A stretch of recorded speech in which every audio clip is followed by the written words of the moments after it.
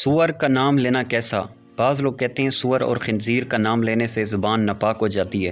बाज़ कहते हैं वज़ू टूट जाता है। बाज़ कहते हैं 40 दिन तक ज़ुबान नापाक हो जाती है। इस हवाले से शरई हुक्म क्या है वो हम इस फतवा में रीड करने वाले हैं। फतवा रीड करने से पहले तमाम दोस्तों से गुजारिश है इसको एंड तक मुलाहिज़ा कीजिएगा।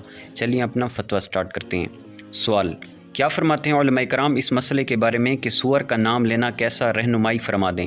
जवाब, सूअर अगरचे कि नजसुल ऐन जानवर है, लेकिन इसका ये मतलब हरगिज़ नहीं कि इसका नाम लेना ही नाजायज़ और गुनाह हो जाए। लिहाजा अगर सूअर का नाम किसी वजह से लेना पड़ता है तो इसमें हरज नहीं।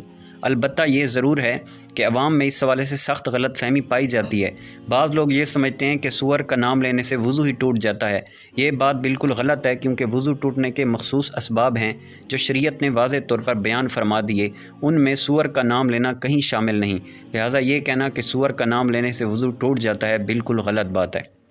यूँ ही बाज़ लोग ये समझते हैं कि सूअर का नाम लेने से ज़ुबान नापाक हो जाती है, बल्कि बाज़ लोग तो माज़अल्लाह इसमें एक कैद भी लगाते हैं कि 40 दिन तक ज़ुबान नापाक हो जाती है।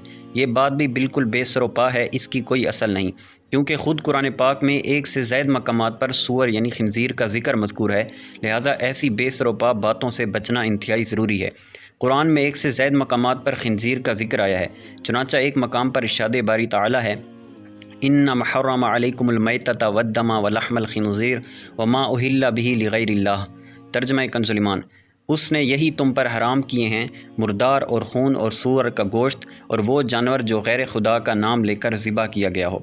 मज़कूरा बला आयत मुबारका की तफसीर में सदरुल अफ़ाज़िल मौलाना सैयद नाइमुद्दीन मुरादाबादी अलैहि रहमह इरशाद फरमाते हैं, खिंज़ीर यानी सूअर नजसुल ऐन है। इसका गोश्त, पोस्त, बाल, नाखून वगैरह तमाम अज्जा नजस और हराम हैं। किसी को काम में लाना जायज़ नहीं। चूँकि ऊपर से खाने का बयान हो रहा है, इसलिए यहाँ गोश्त के ज़िक्र पर इक्तिफ़ा फरमाया गया।